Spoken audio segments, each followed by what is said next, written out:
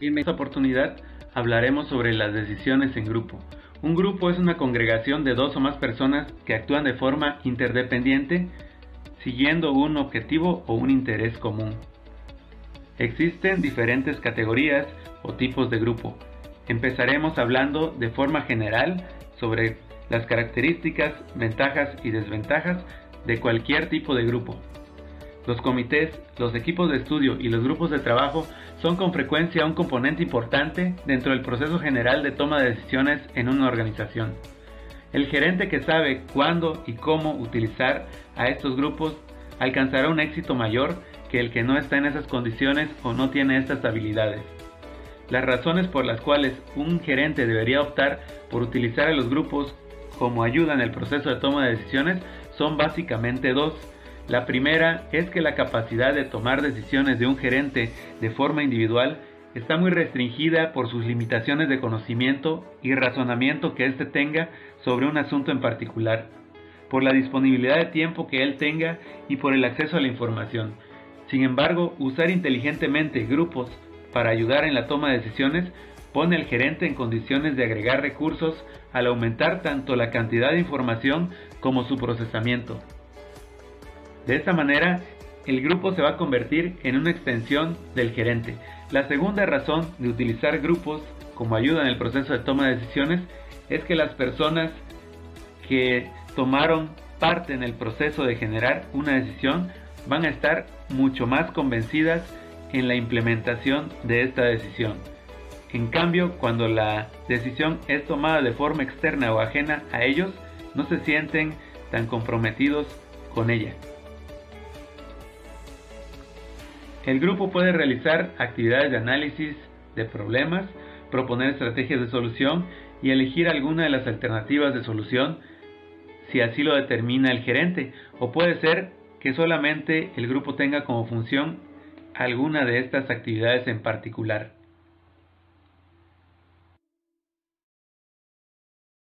De forma general podemos decir que las ventajas y desventajas de la utilización de grupos en el proceso de toma de decisiones son las siguientes. Como ventajas tenemos que los grupos cuentan con mayor información o más conocimientos, ya que cada persona aporta los suyos al grupo. Existe una variedad de puntos de vista e ideas. Esta ventaja es significativa ya que una persona puede cerrarse a una sola idea. Tener varias personas nos va a abrir un abanico de puntos de vista y propuestas. Al trabajar en grupo, como ya dijimos, los participantes del grupo tendrán una mayor convicción de que la decisión tomada fue la adecuada y trabajarán con más ánimo en implementar la decisión. Existe una mayor legitimidad. Se dice que las decisiones de grupo son más legítimas porque son tomadas por un grupo de expertos. En cambio, las decisiones individuales pudieran parecer a los empleados caprichos del gerente y rehusarse a aceptarlas. Como desventajas tenemos que el proceso de toma de decisiones grupal nos va a consumir más tiempo.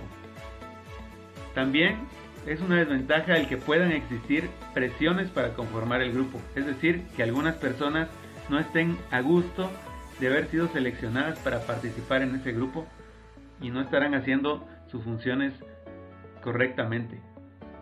Otra desventaja es que puede existir el dominio de unas pocas personas en el grupo, como por ejemplo el jefe o el director. Esto va a causar una desestimación de las ideas de los demás participantes. Otra desventaja es la de la responsabilidad ambigua. En las decisiones grupales existe una responsabilidad un tanto ambigua, es decir, no se puede responsabilizar a alguien en particular. Esto podría hacer que no se le dé la importancia requerida a las actividades de grupo ni a la implantación de las soluciones.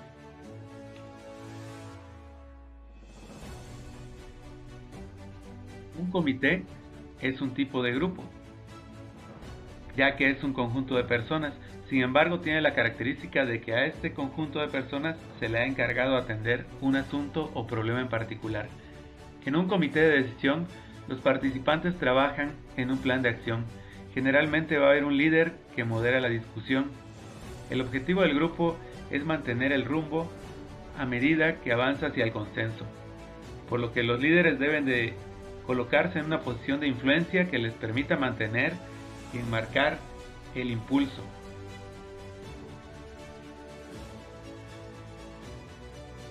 Los integrantes de un comité pueden cumplir diferentes funciones. Algunas personas del comité buscan información, mientras que otros proporcionan información. Algunas personas del comité intentan coordinar las acciones del grupo o concertar negociaciones cuando hay conflictos. En la mayoría de los casos, estas acciones las lleva a cabo el líder de grupo o el líder de la empresa. Algunas personas intentan alentar a las demás a contribuir, mientras que otras son seguidores.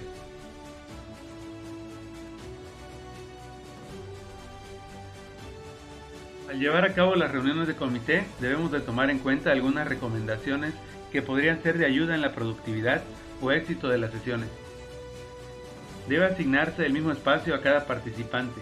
Los participantes deben contar con un mismo espacio físico o área de desenvolvimiento, así como el mismo espacio de tiempo que los demás para poder hacer sus aportaciones a las ideas del grupo. Todos los participantes deben en la reunión tener la posibilidad de una visión clara de los demás miembros de la reunión, es decir, nadie debe estar dando la espalda a otro participante o estar en un lugar muy alejado donde no puedan verlo. Debe también haber un líder claramente establecido que actuará como moderador.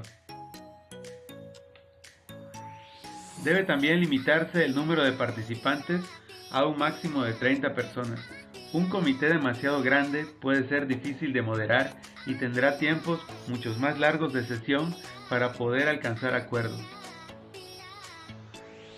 Las personas que se sienten enfrente tienen más posibilidades de pelear, mientras las que piensan de la misma manera se sentarán en posiciones laterales. Tome esto en cuenta para no asignar a personas que pudieran estar causando demasiado conflicto en la reunión y interviniendo en el avance de esta. Si no hay asiento en la cabecera de la mesa, los participantes al centro de la reunión estarán en una posición de debate más influyente, por lo tanto habrá que reflexionar sobre la forma en la que se asignarán los espacios. Estos podrían ser rotativos, fijos de forma intencional o bien de libre elección por los participantes. Existen diferentes tipos de comité. El primero que mencionaremos aquí es el comité de línea. Es un comité ejecutivo formado por jefes de área y directivos. El término de línea hace referencia a la línea o canal de mando descendente que prevalece en las organizaciones. Los participantes de estos comités, al tener empleados a su cargo, serán responsables no solo del proceso de toma de decisiones, sino también de la ejecución de las decisiones tomadas a través de los empleados a su cargo. Otro tipo de comité es el de staff. Está constituido por un grupo de personas, generalmente expertas en el asunto a tratar. Estas personas no participan en la cadena de mando de la empresa, es decir, no tendrán incidencia directa en la implementación de las decisiones tomadas. A diferencia del de línea, se le conoce como comité staff, aquel en donde la relación de autoridad con un superior es de asesoría.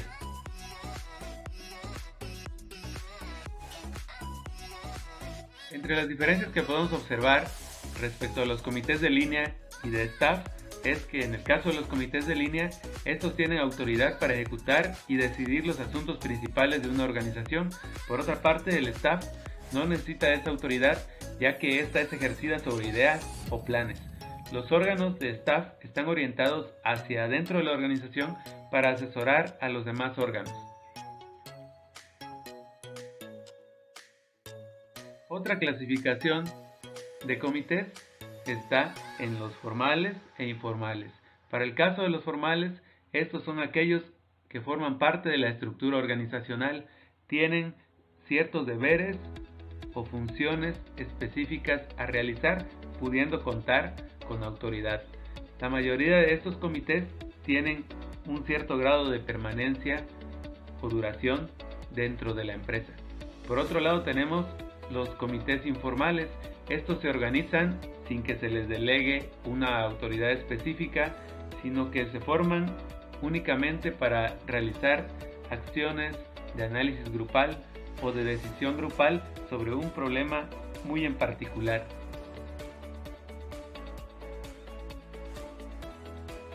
Al comparar estos dos tipos de comités, podemos encontrar las siguientes diferencias. Los formales tienen formas de comunicación previamente establecidas, mientras que los informales carecen de formas de comunicación establecidas. En el caso de los formales, tienen un origen oficial porque están dentro de la estructura organizacional y tienen fines establecidos. En el caso de los informales, tienen un origen generalmente voluntario. Los formales tienen una disposición jerárquica en su estructura, mientras que los informales no tienen jerarquía previamente establecida, es decir, todos ejercen el mismo nivel de decisión o mismas actividades dentro del comité. En la toma de decisiones podemos encontrar dos grandes mundos, el cualitativo y el cuantitativo. En el sentido más extremo, esto sería como decir, o nos guiamos por una corazonada o nos basamos en un análisis numérico. El enfoque cuantitativo es el más desarrollado y el que tiene preferencia, ya que se apoya en las matemáticas. Sin embargo, no todo en la vida se puede cuantificar o muchas veces no se cuenta con los recursos necesarios para hacerlo, como pueden ser el tiempo, el personal con esas habilidades o conocimientos, o la información suficiente para poder plantear un modelo matemático. Por lo tanto, en algunos casos, las técnicas cualitativas resultan ser una mejor opción en el proceso de toma de decisiones. A continuación mostraremos algunas. La lluvia de ideas. Esta técnica es también llamada tormenta de ideas y es una herramienta para el trabajo grupal que va a facilitar el surgimiento de nuevas ideas sobre un tema o problema determinado. Consiste en que el grupo genera tantas ideas como sea posible en un periodo muy breve, teniendo en cuenta la propagación de ideas por la influencia que ejercen unas sobre otras. El tamaño del grupo impacta directamente en la manera como debe desarrollarse esta lluvia de ideas. Si son grupos de 15 personas o menos, resultará fácil capturar las ideas a medida que van siendo expresadas. Sin embargo, si los grupos son más grandes, se recomienda crear subgrupos para luego comparar los resultados obtenidos en cada subgrupo.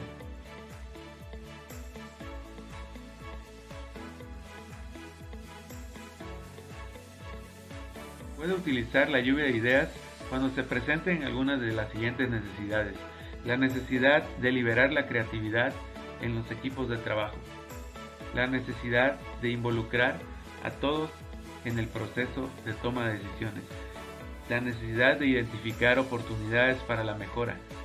La necesidad de generar un gran extenso número de ideas. Al aplicar la técnica de lluvia de ideas, podemos hacerlo en diferentes modalidades. Tenemos la modalidad de lluvia de ideas no estructurada o de flujo libre. Esta consiste en escoger a alguien para que sea el facilitador y apunte las ideas. Escribir en un rotafolio o en un tablero una frase que representa el problema o el asunto de discusión. Escribir cada idea en el menor número de palabras posibles. No interpretar o cambiar las ideas, sino escribirlas tal y como las expresó el participante. Establecer un tiempo límite. Fomentar la creatividad. Construir las ideas sobre ideas de otros. Los grupos de lluvia de ideas y el facilitador nunca deberán criticar las ideas de los demás. Revisar la lista para verificar la comprensión. Eliminar las duplicidades, aspectos no importantes y aspectos no negociables.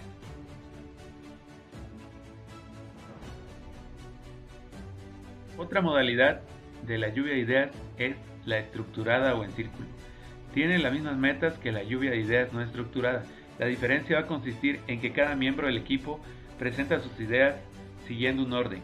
No hay problema si un miembro del equipo cede su turno o si no tiene una idea en ese instante, la puede plasmar más adelante.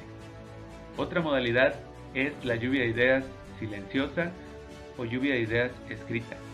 Es similar a la lluvia de ideas anterior. Los participantes piensan las ideas, pero registran en papel sus ideas en silencio. Cada participante pone su hoja con ideas en la mesa, pudiéndola cambiar por otra hoja de papel en la cual agregará más adelante más ideas. Cada participante puede pensar en nuevas ideas, agregándolas más adelante. Este proceso dura por cerca de 30 minutos y va a permitir a los participantes construir sobre las ideas de otros y evitar conflictos o intimidaciones por parte de los miembros dominantes.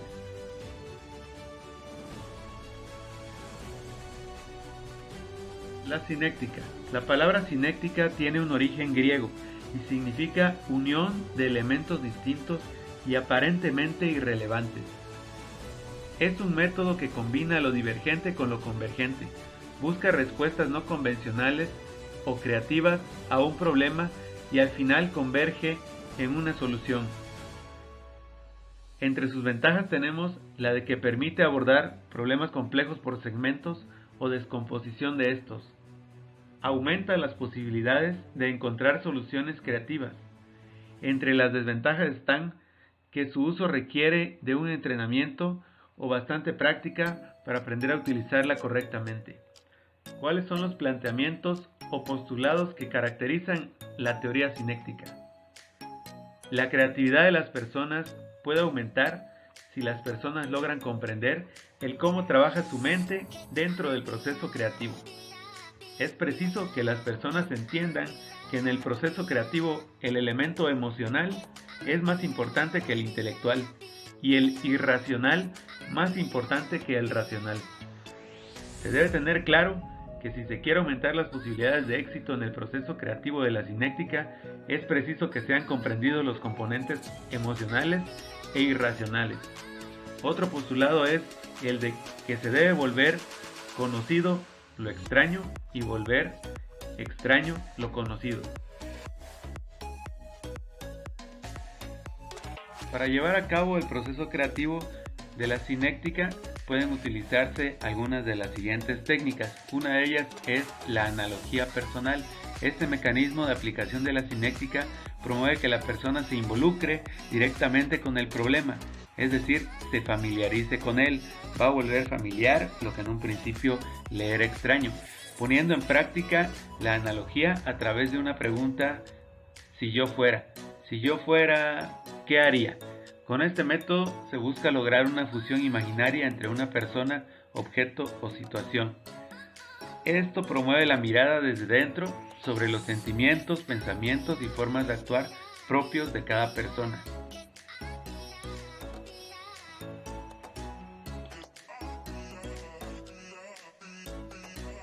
Otra de las técnicas de la sinéctica es la analogía directa. Este mecanismo va a buscar establecer todo tipo de comparaciones entre hechos, conocimientos, tecnologías, objetos u organismos que posean algún grado de similitud. Supone el establecimiento de distintas relaciones entre el tema tratado y otros fenómenos diferentes.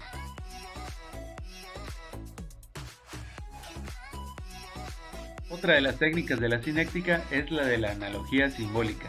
Esta consiste en elaborar un enunciado muy comprimido y con sentido algunas veces poético a partir de un problema planteado.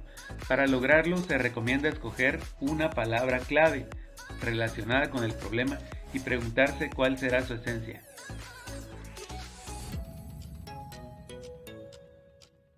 Otra de las técnicas es la analogía fantástica. Este mecanismo deja en reposo el pensamiento lógico y racional para dar rienda suelta a la fantasía. Partiendo de un problema específico, se da libertad a la expresión abierta de pensamientos desarticulados y ajenos a todo sentido común. La sinéctica nos va a enseñar a enfrentar la complejidad, la incertidumbre y las contradicciones aparentes, logrando desbloquear nuestro proceso creativo, liberando el pensamiento irracional y dejando fluir el inconsciente para que surjan soluciones creativas.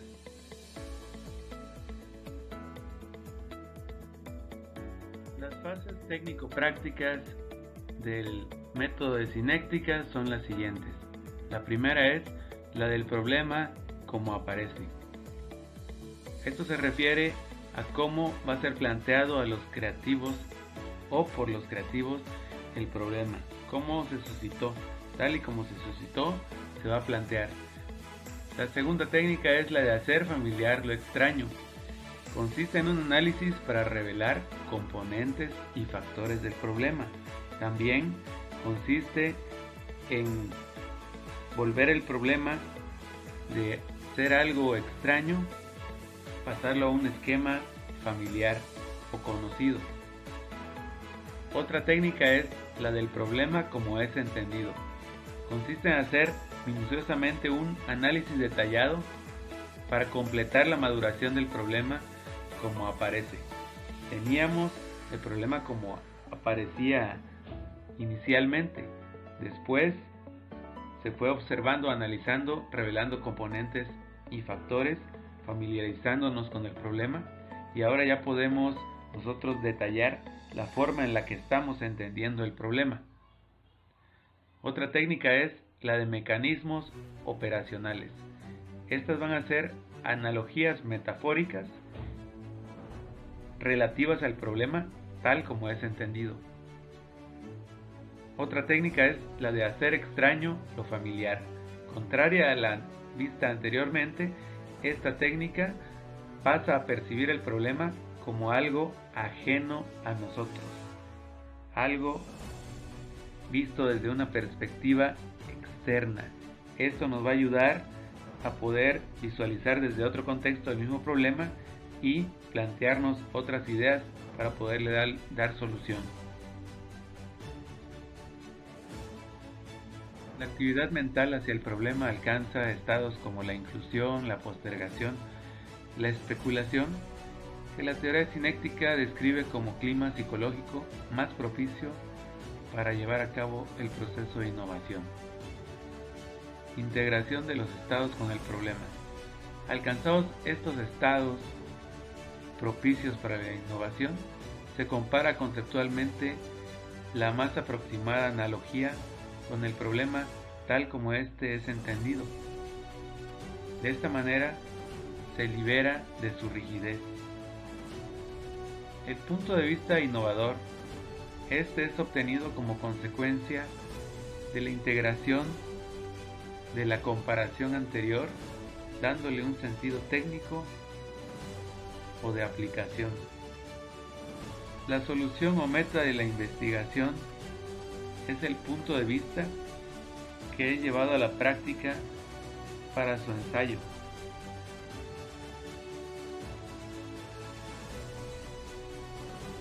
Un ejemplo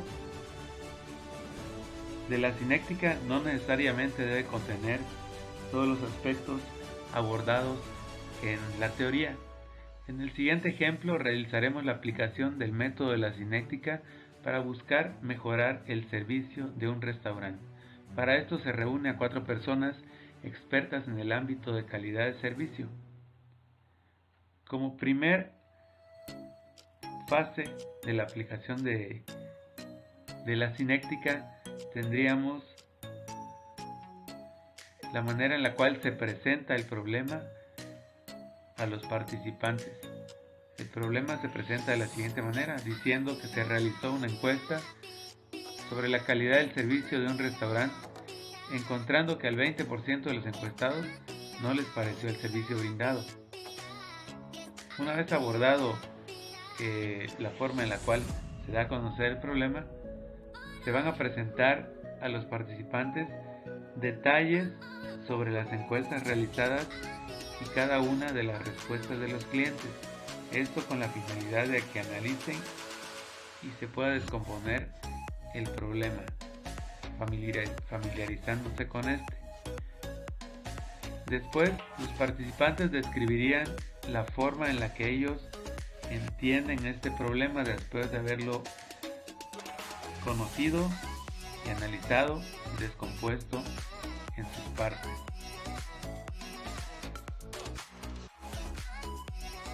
Después podrían realizársele las siguientes preguntas para cubrir el aspecto del planteamiento de las analogías. Piense en su restaurante favorito. ¿Qué tiene en común este restaurante con su restaurante favorito? ¿Qué cosas son diferentes? Aquí se plantea la posibilidad de crear una analogía directa. Mencione 2 o 3 características que usted cree deberían distinguir a este restaurante para que fuera mejor. Aquí se está planteando la posibilidad de que la persona sintetice por medio de un símbolo, que en este caso es un adjetivo o característica, las cualidades que debe tener el restaurante para que sea mejor o para que brinde un mejor servicio. Mencione cualquier idea, por descabellada que esta parezca, que haría que el servicio que brinda el restaurante a los clientes fuera único y atractivo. Puede incluir ideas que haya visto en otros países o en películas si así lo desea. Aquí se plantea la posibilidad de que pueda hacer una analogía fantástica o una analogía totalmente basada en su imaginación.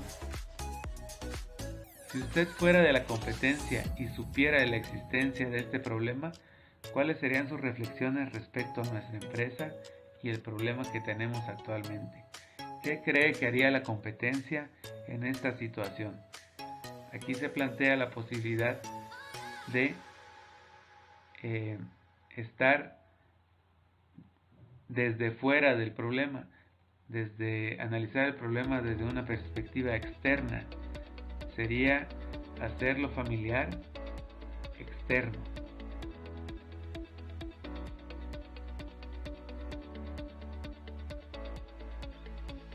La fase F. En este punto del proceso, los participantes debieron haber ya transitado por distintos estados psicológicos que les permitan estar en condiciones de poder crear soluciones viables al problema. La fase G. Ya estando en condiciones de innovar, se comparan las analogías planteadas con el entendimiento que se tiene del problema, tratando de buscar las más atinadas a la situación que se presenta.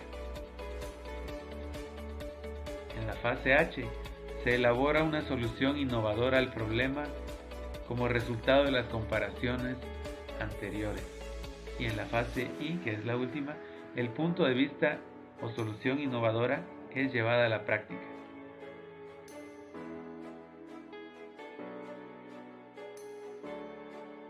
El consenso es una técnica de toma de decisiones por medio de la cual se va a buscar encontrar solución a un problema de manera que todos los participantes queden conformes con la decisión tomada. Es importante recalcar aquí que no debe tratarse simplemente de una decisión mayoritaria, sino que las opiniones minoritarias deben tomarse en consideración para la construcción de la decisión final.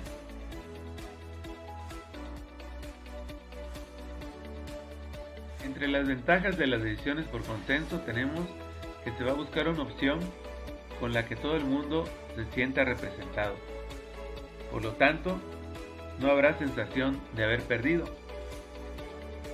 Se tomará en consideración las opiniones, informaciones, experiencias de todos, incluidas las de la minoría. Todos participarán en este proceso. La actitud de los participantes será cómo hacerlo para que todos ganemos.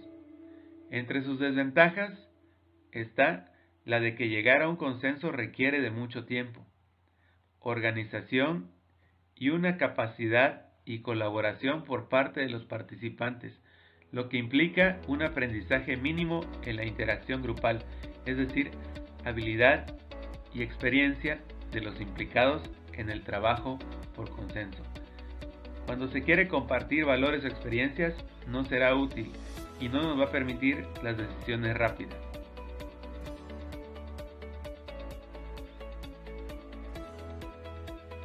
Las decisiones por consenso suelen trabajarse mejor en grupos pequeños. Sin embargo, si el grupo es demasiado grande, puede dividirse en pequeños grupos en los cuales sí sea posible el diálogo, sí se lleven a cabo los debates y se llegue a alguna conclusión de manera no tan tardada. Una vez teniendo esta conclusión del grupo, se lleva cada una de las conclusiones al consenso original para obtener la decisión o resolución final. Las condiciones que aparecen en las decisiones por consenso es la del objetivo común. Todo el mundo presente en una reunión tiene que tener un interés común. Otra condición es la del compromiso con el consenso. El consenso requiere compromiso, paciencia, mucha tolerancia con los demás participantes y la voluntad de poner el grupo por encima de sus deseos o intereses personales.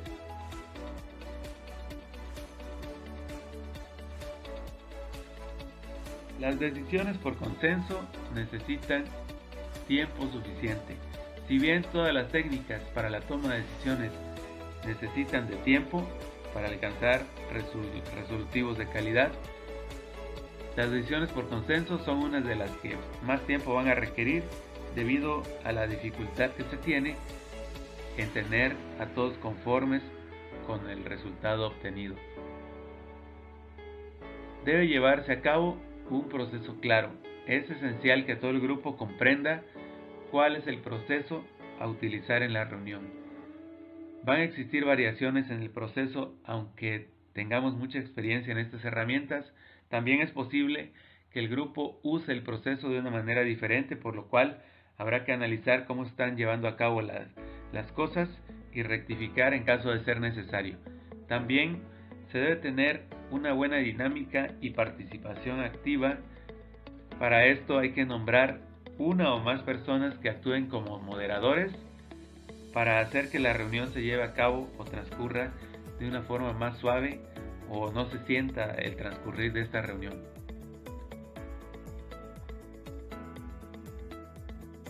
¿Cómo se lleva a cabo el proceso de las decisiones por consenso? En primer lugar, el problema o la decisión a tomar debe definirse y se le debe asignar un nombre.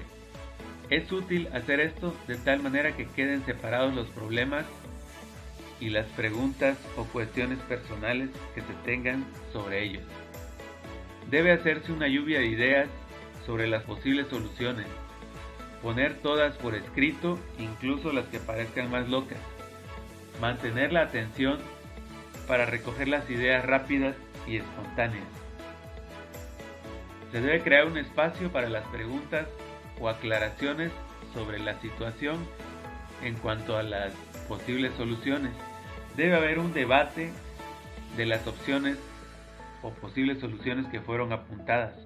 Se van a modificar algunas, se eliminan otras y se elabora una lista más corta, de la cual tendremos que decir cuáles son las favoritas.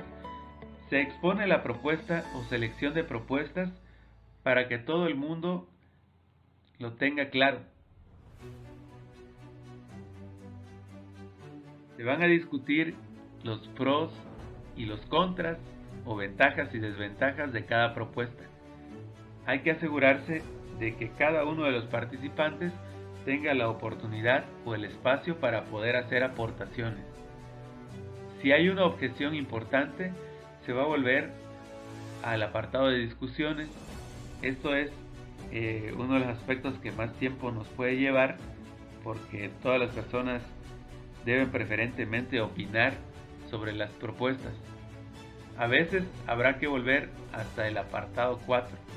Si no hay objeciones importantes, se exponen las decisiones y se comprueba el grado de acuerdo o el grado de consenso. Se reconocen las objeciones menores en caso de haberlas y se trata de incorporar enmiendas o mejoras. Se vuelve a hacer un debate y se comprueba el grado de consenso nuevamente, esperando que este sea lo suficientemente alto para poder ya dar la resolución final. Dentro de las decisiones por consenso tenemos una serie de estrategias o técnicas que nos van a facilitar que este proceso se lleve a cabo de forma exitosa. En primer lugar tenemos la herramienta de la pecera. La herramienta de la pecera, al ser un proceso, tiene una serie de pasos a seguir. Sin embargo, puede haber variaciones en estos. Aquí en este momento voy a presentar una propuesta o una variación de estos pasos. Dice, el primero, se divide el grupo en pequeños grupos. y cada uno de ellos va a discutir sobre el problema o sobre el tema en debate. Cada grupo pequeño va a escoger un portavoz o representante. Después se disuelve el grupo pequeño y los portavoces se van a situar en el centro de la sala formando un círculo. Después de formar el círculo van a empezar a discutir sobre las conclusiones que tuvo cada uno de sus grupos, defenderlas con argumentos. El resto de las personas van a estar formando un círculo más amplio por fuera, escuchando el debate de los portavoces o representantes. Después los portavoces van a regresar a formar su pequeño grupo nuevamente para que discutan con su pequeño grupo qué les pareció lo que argumentaron sus compañeros representantes de otros grupos en el círculo al centro de la sala. Van a debatir sobre si están de acuerdo o no, si se puede mejorar alguna propuesta o no, etc. Aquí tenemos una imagen mostrando cómo estarían organizados los participantes de la pecera, tanto el grupo de portavoces como el resto de las personas en la reunión.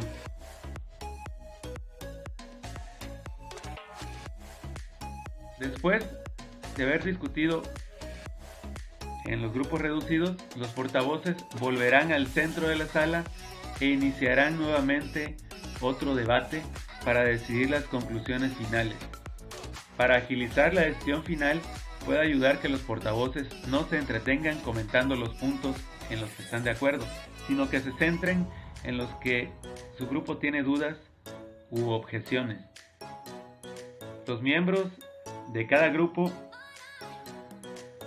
escucharán y observarán eventualmente, pueden pasar algún mensaje escrito a su portavoz, máximo 3 por grupo. Si surge alguna propuesta novedosa que no haya sido discutida por los grupos previamente, o si se considera necesario, se puede hacer una pausa para que los portavoces hablen nuevamente con su grupo. Si durante el proceso algún miembro de cualquier grupo está totalmente en desacuerdo con alguna conclusión que los portavoces dan como definitiva, puede levantar el puño en señal de veto. Entonces se le dejará que por un momento se sitúe en el lugar de su portavoz y argumente por qué veta la conclusión. A continuación los portavoces la discutirán con él. En el momento en que los portavoces den la decisión por definitiva, se preguntará al resto del grupo si se siente, al menos en un mínimo, representado por la decisión final, y si hay alguien que considera que no puede aceptar alguno de los puntos, será preciso volver a debatir. Entonces la persona se colocará entre los portavoces y se le dará un tiempo para llegar a un acuerdo aceptable.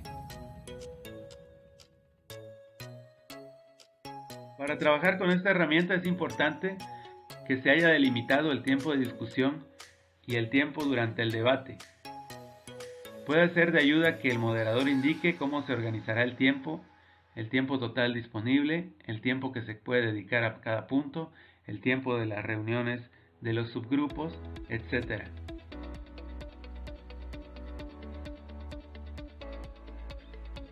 El pleno es otra de las herramientas para las decisiones por consenso.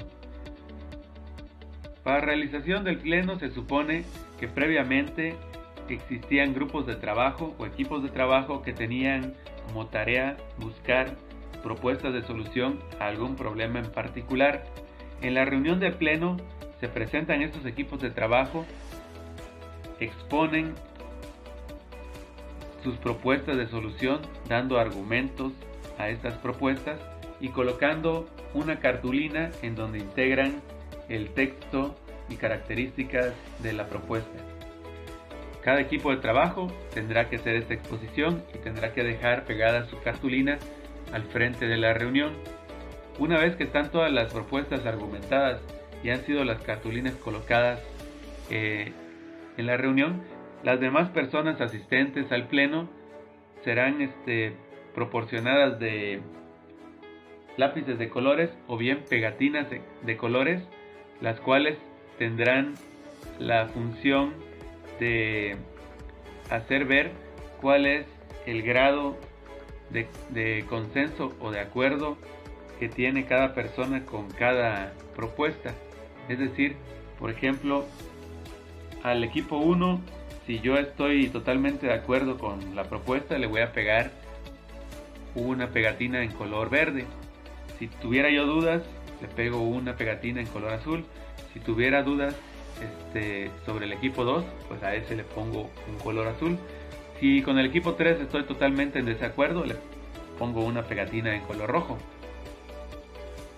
De esta forma, al final se va a poder visualizar perfectamente cuáles son las propuestas que tienen más pegatinas verdes, las que tienen más azules o las que tienen más rojas. Es importante mencionar que los miembros del equipo de trabajo pues no van a poder marcar las propuestas de su grupo, de su propio grupo. También podemos considerar añadir o eliminar colores, en vez de que sean 3, añadir más colores. También podemos delimitar el número de propuestas que se van a valorar en función de cómo vaya evolucionando la actividad, es decir, podríamos repetir cíclicamente este proceso, tal vez 2 veces o 3.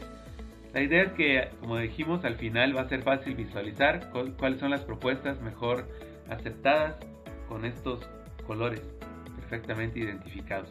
Se necesita como material, como ya mencionamos, cartulinas, pegatinas de colores o lápices de colores.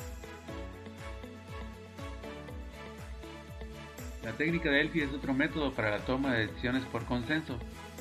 En este método no trabaja un grupo reducido de personas, sino generalmente un grupo amplio, pero con la característica de que deben ser expertos en algún tema en particular. Se dice que es un método de prospectiva o estudio del futuro en que los miembros individuales, actuando por separado, agrupan su criterio en forma sistemática e independiente. Es entonces importante recalcar que la actuación de estos miembros es no cara a cara, sino por separado. Ellos no pueden interactuar entre sí. La capacidad de predicción de Delphi se basa en la utilización sistemática de un juicio intuitivo emitido por el grupo de expertos de forma individual. El método estructura un proceso de comunicación grupal efectivo para permitir a un grupo de expertos tratar un problema y obtener un consenso.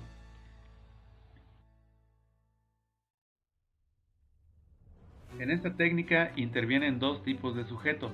Por un lado tenemos al coordinador o coordinadores, quienes se van a encargar de centralizar la labor de los expertos o gestionar todo el proceso del método Delphi.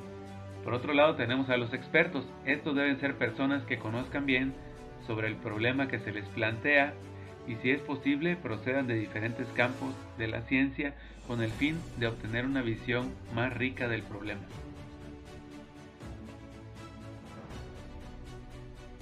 La técnica Delphi tiene las siguientes ventajas. Permite obtener información de puntos de vista sobre temas muy amplios o también sobre temas muy específicos. El horizonte de análisis puede ser variado, es decir, puede analizarse el problema desde diferentes perspectivas.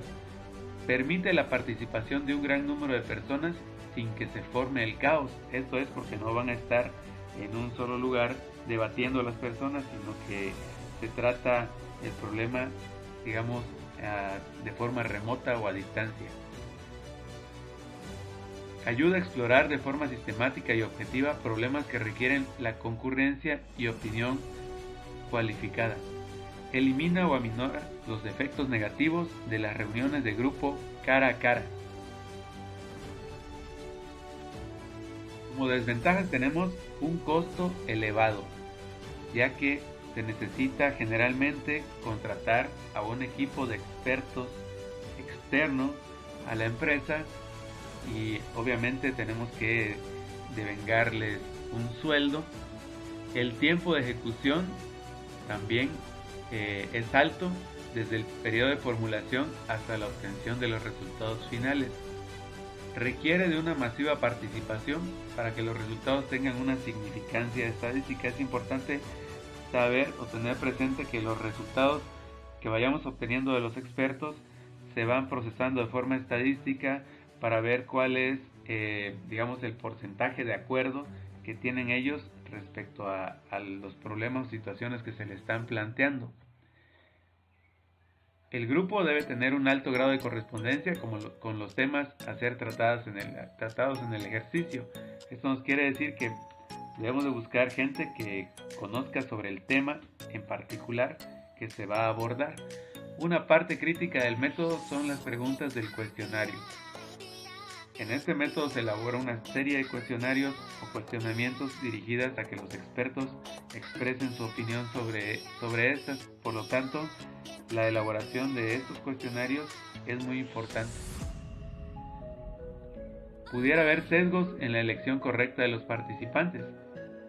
Quiere decir que podríamos equivocarnos a la hora de seleccionar únicamente a los que conoce el coordinador para participar en el grupo, o seleccionar únicamente a los expertos de una localidad muy particular. Pudiera haber un sesgo entonces en la selección o elección de los participantes. Otra desventaja es el elevado número de deserciones debido al tiempo.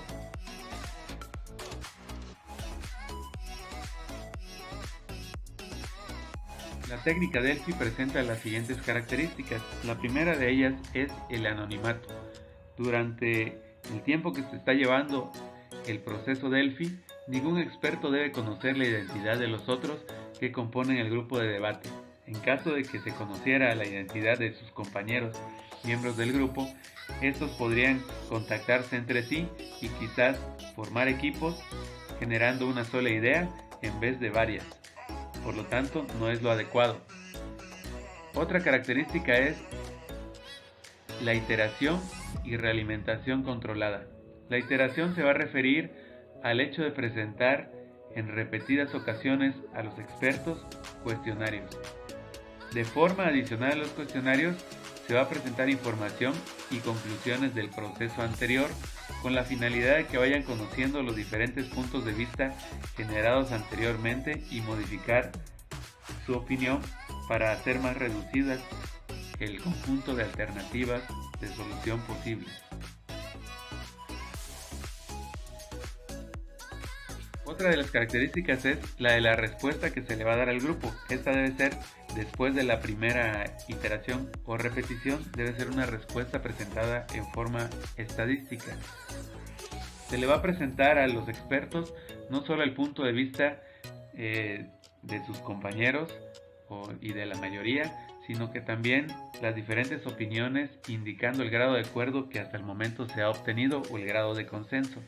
Otra característica es la heterogeneidad, que hace referencia a la diversidad de expertos de diferentes ramas que van a participar en el proceso Delphi. En cuanto a los pasos para poder llevar a cabo la técnica Delphi, lo primero que debemos tener en cuenta es que al tratarse de un procedimiento repetitivo, este debe tener un flujo circular o de retroalimentación. Tal es el caso que se muestra en este dibujo, en donde aparece un círculo. El primer paso es definir el tema o problema, el segundo elaborar los cuestionarios, el tercero definir o seleccionar a los expertos que integrarán el proceso Delphi, después distribuirles los cuestionarios, después integrar y analizar los resultados de las respuestas a los cuestionarios, y con esto tendríamos terminada la primera etapa. Después viene una segunda vuelta en la cual se vuelve a definir el tema o se modifican algunos aspectos pequeños del tema. Se vuelve a seguir el mismo ciclo. Ahorita vamos a definir en qué consiste cada uno de los pasos que se llevan a cabo. El primer paso es la definición de objetivos. En esta primera fase o paso se va a plantear la información del problema o formular el problema, el objetivo general o lo que se espera obtener y el marco espacial de referencia o los ámbitos que debemos de analizar o el horizonte temporal para el estudio. Como segundo paso tenemos la elaboración de cuestionarios. Estos cuestionarios se van a elaborar de forma que se facilite la respuesta por parte de los expertos encuestados. Como tercer paso tenemos la distribución de estos cuestionarios que consiste en hacerle llegar los cuestionarios a los expertos. Como cuarto paso tenemos la selección de expertos. Esta fase se va a presentar desde dos dimensiones, la dimensión cualitativa y la dimensión cuantitativa. En cuanto a la dimensión cualitativa, pues vamos a seleccionar a los expertos atendiendo criterios de experiencia, criterios de posición o perspectiva, tal vez buscando de diferentes áreas que incidan sobre el mismo problema, criterios de responsabilidad y de acceso a la información y disponibilidad que ellos tengan para realizar estas tareas. En cuanto a la dimensión cuantitativa, tenemos que seleccionar o elegir el tamaño de la muestra o el número de expertos que se van a incluir dentro del proceso Delphi. Esto va a ser en función de los recursos que tenga la empresa y el tiempo disponible para realizar el estudio. Como paso 5 tenemos analizar los resultados de los cuestionarios. El objetivo de los cuestionarios sucesivos es disminuir la dispersión, es decir, que haya menos variación entre las opiniones de los expertos. Debemos ver que se vayan acercando hacia un mismo punto de solución o hacia el consenso sobre la idea o tema del proceso.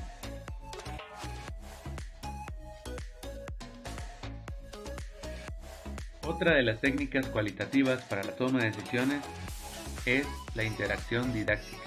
Por lo regular, esta técnica se va a usar cuando la decisión final es demasiado compleja o bien se tengan ciertas discrepancias o dudas respecto de la misma. Puede implementarse esta técnica. La situación de análisis debe ser del tipo se hace o no se hace. Por ejemplo, decidir si comprar o no comprar una nueva maquinaria, decidir sobre si sacar un nuevo producto al mercado o no, decidir sobre si participar en un nuevo proyecto o no hacerlo. En cuanto a las fases de esta técnica, podemos decir que es muy sencilla.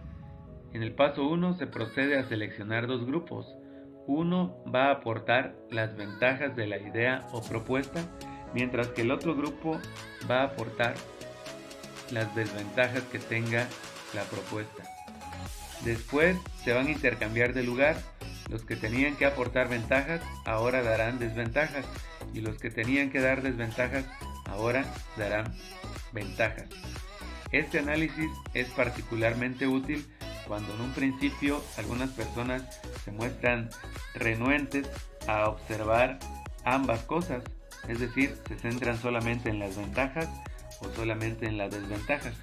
Con este ejercicio ellos van a desarrollar la apertura a poder visualizar tanto ventajas como desventajas en una propuesta o solución a algún problema.